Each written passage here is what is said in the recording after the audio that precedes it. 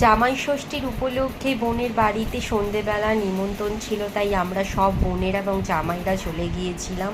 তো আমাদের প্রতি বছরই জামাই ষষ্ঠীটা পালন করা হয় নিজেদের বাপের বাড়িতেই, বাট এবারে বাপের বাড়িতে কিছু প্রবলেম থাকার জন্য আমাদের কি করতে হলো, বোনের বাড়িতেই যেতে হলো। বোন অনেক দিন ধরেই বলছিল তার ফ্ল্যাটে নিয়ে আসবে, যেহেতু বোনের 2 বছর বিয়ে হয়েছিল।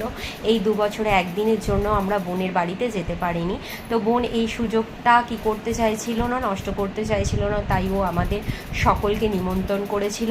অনেক কিছু বোন কিন্তু রান্না করেছিল, যেমন স্টার্টারে চিকেন পকোড়া, ফ্রেঞ্চ ফ্রাই, চিংড়ি মাছ, তারপরে কোল্ড ড্রিঙ্কস ছিল।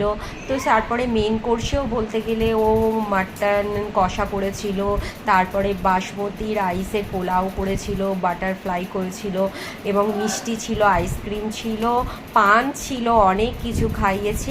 অনেক কিছু মজা করেছি, যেহেতু আমরা একসাথে 4টে জামাই এবং 4 বোন অনেক দিন পরই বলতে গেলে কি হলো, এইভাবে দেখা হলো। এইভাবে কিন্তু কোনো বাড়ি আমাদের দেখা হয়ে উঠতো না, সবাই কাজের মধ্যে, এবং বিয়ের পর যেমন সবাই বিজি হয়ে যায় সেরকমই থাকতো, যার জন্য কি হলো অনেক দিন পর এইভাবে দেখা হলো বলে ভীষণ মজা হলো। 4 জামাই তো একসাথে প্রচুর গল্পও করলো, ক্যারাম খেললো, সব কিছুটাই মানে তোমাদের বলে বোঝাতে পারবো না যে সবাই মিলে একসাথে হলে কতটা মজা হয়।